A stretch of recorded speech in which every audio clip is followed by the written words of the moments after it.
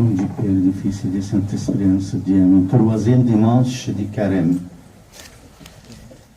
Demain, on commence la quatrième semaine du Carême. Aujourd'hui, c'est les paraboles du Fils prodigue, au berger. On a parlé beaucoup de cette parabole. On a parlé des pères, on a parlé des fils, l'aîné et les fils perdus.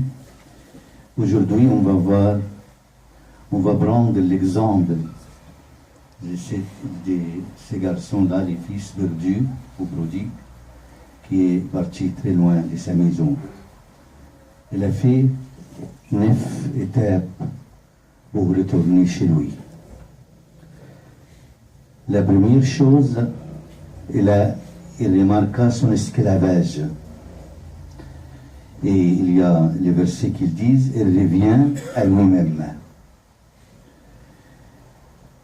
Et comme on a dit la semaine dernière, le Christ s'est tiré sur la montagne pour nous donner les leçons que nous devons s'étirer de ce monde quelques minutes chaque jour pour réfléchir qu'est-ce qu'on a fait et qu'est-ce qu'on doit faire. Aujourd'hui, il a fait ça, lui, le fils prodigue. Il revient à lui-même, à son image avec son père, à sa vie dans la maison de son père.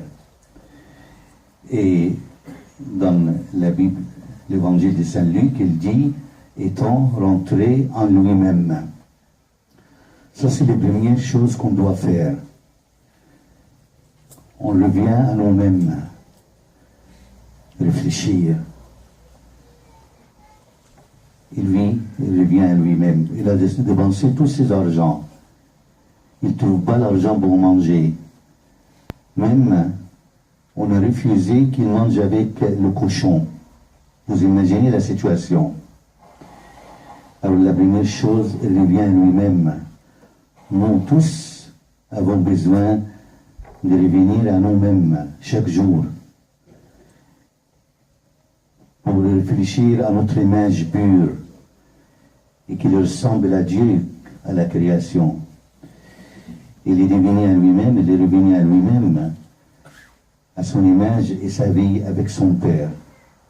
Deuxième chose, il s'est émotionné dans le souvenir d'amour de sa vie avec ses parents, dans la maison de son Père. Il a dit, combien de messieurs chez mon père ont du pain en abondance, et moi ici, je meurs de pain. Moi ici, je meurs de faim. C'est ça le monde. C'est ça quand nous sommes loin de la maison de notre Père Céleste. C'est ça qu'il a senti ses fils prodigues, ses fils perdus. Il s'est émissionné. Il dit, qu'est-ce que c'est cette situation? J'arrive au point que j'ai envie de rester avec le cochon et manger avec eux. Et chez mon père, il y a des mercenaires qui restent beaucoup d'argent, beaucoup de nourriture. Troisième point, et ça c'est très important, il a pris la décision décisive. Je me lèverai maintenant.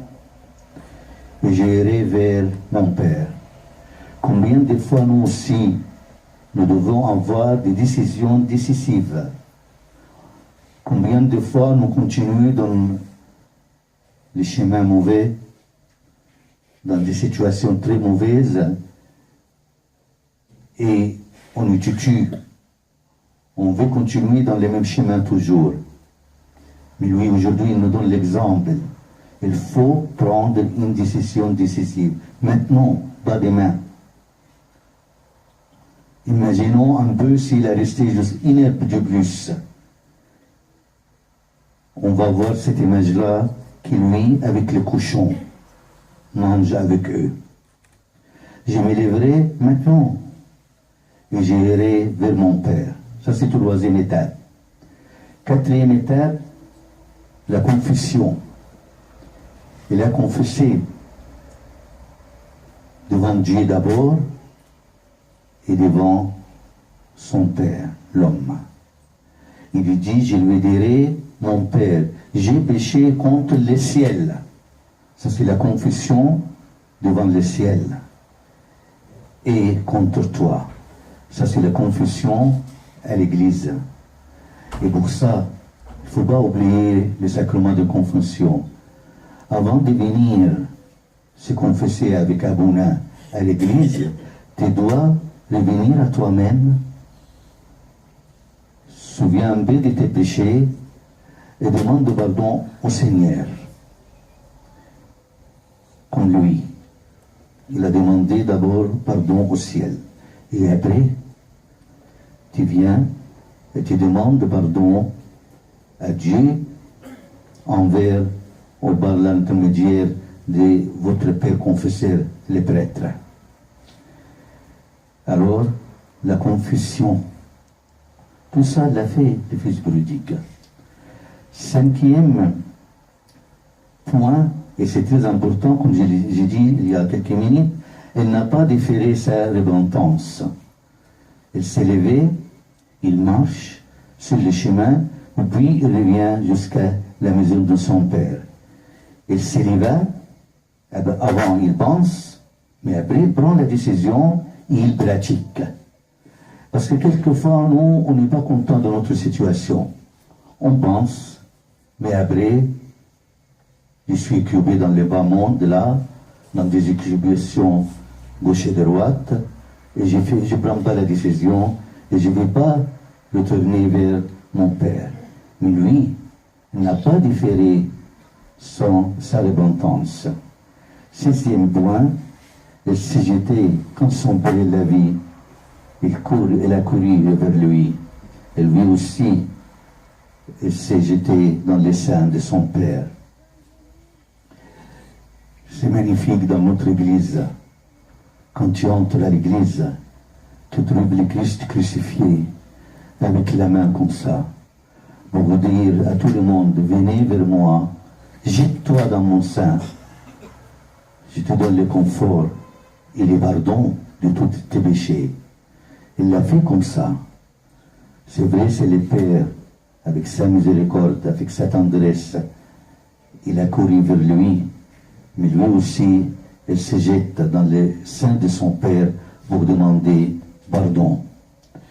Septième point, qu'il a reconnu ses péchés devant le Père et sur la terre comme au ciel. Il dit, le Fils lui dit, mon Père, j'ai péché contre le ciel et contre toi. Je ne suis plus digne d'être appelé ton Fils. Vous voyez, il a réfléchi, mais il l'a pratiqué et il l'a fait, pas à la lettre. Il est venu vers le Seigneur, il se jette, le Père c'est le symbole de Christ, il se jette dans le sein de son Père et lui dit, mon Père, j'ai péché contre le ciel et contre toi, je suis plus digne d'être appelé ton fils. Vous voyez, là, le huitième point qui est très important dans cette histoire, qu'il montre sa vie de repentance avec brisement du cœur. Il dit à son père, je ne suis pas digne d'être ton fils, mais appelle-moi ou traite-moi comme un de tes serviteurs. Nous devons se confesser avec brisement du cœur, avec humiliation, avec modestie vers le Seigneur. Et neuvième point, il est entré à nouveau dans la maison de son père.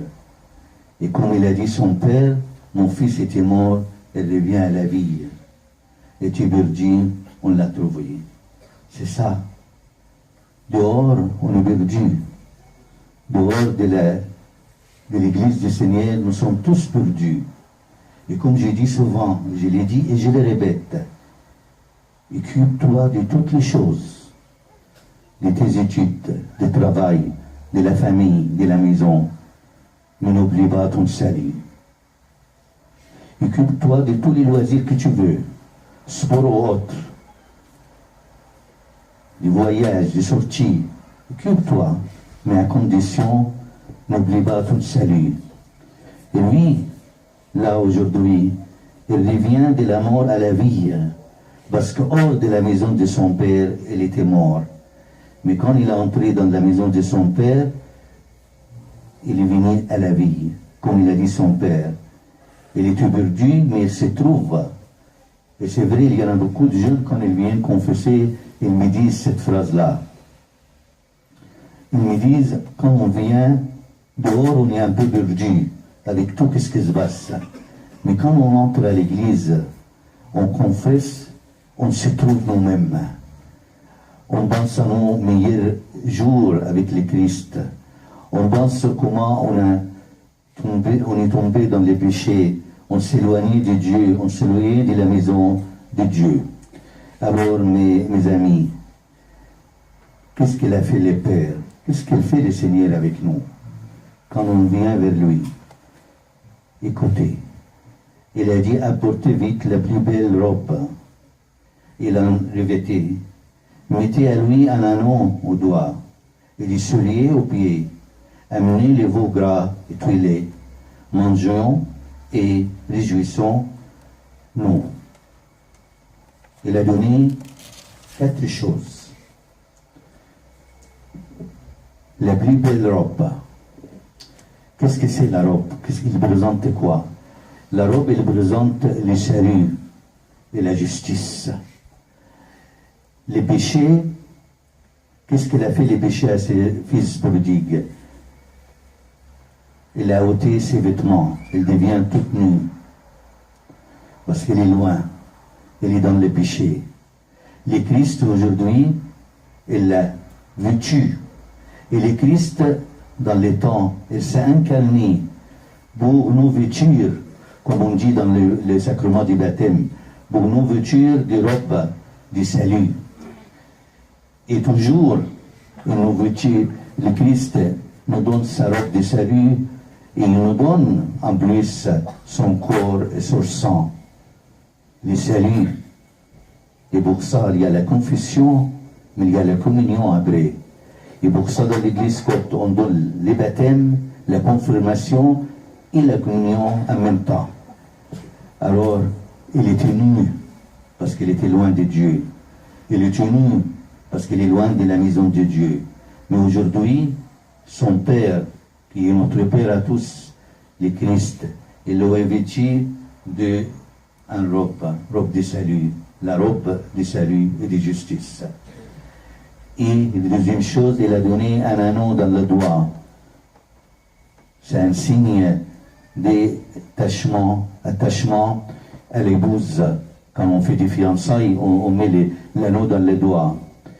Et pour dire que mon fils, maintenant, il vient une âme fiancée avec le Seigneur, avec Dieu. Et pour ça, on va fêter son retour, parce qu'il y a les fiançailles, il y a les mariages entre mon fils et l'église, sa maison. Troisième chose, il a donné des souliers aux pieds. Vous savez, l'esclavage, le signe d'esclavage, il a les pieds nus, sans souliers. Il n'avait pas de souliers, parce qu'il est devenu comme un esclave, ses fils. Mais dès qu'il a retourné chez son père, il a mis les souliers parce qu'il est devenu libre. Et c'est ça, comment on comprend la liberté, nos enfants, nos jeunes garçons, jeunes filles. Comment ils comprennent la liberté? On n'est pas libre sans le Christ, jamais. Au contraire, nous sommes esclaves de ce bas monde, esclaves des péchés et de tous les magouilles autour de nous. Et pour ça, il a donné des souliers dans ses pieds, parce qu'il avait les pieds nus, parce qu'il était comme un esclave. Mais maintenant, il est retourné chez son père comme un fils. Il a mis les souliers dans ses pieds. Et à la fin, il a tué le veau gras qui était à la maison. Et ça, c'est symbole de la nouvelle alliance, symbole de notre Christ, qu'il a donné son sang sur la croix pour notre salut. Mon fils, son père lui dit, il dit aujourd'hui, mon fils était sauvé parce qu'il était sauvé, il faut qu'on tue le veau gras pour lui. Il faut qu'on verse le sang, parce qu'il était mort, il devient la vie. Nous aussi, nous communions le sang de Christ et le corps de Christ. Nous aussi, nous savons, pour sauver le monde, le Christ s'est tué, il a donné son sang. Alors, mes frères et mes sœurs, essayez, dans cette période de jeûne, de carême, essayez d'appliquer cette étape-là, les 9 points, pour arriver au bout, sentir que tu es vraiment fils de Dieu, et tu n'es pas esclave de ce bas monde, à lui la gloire éternellement. Amen.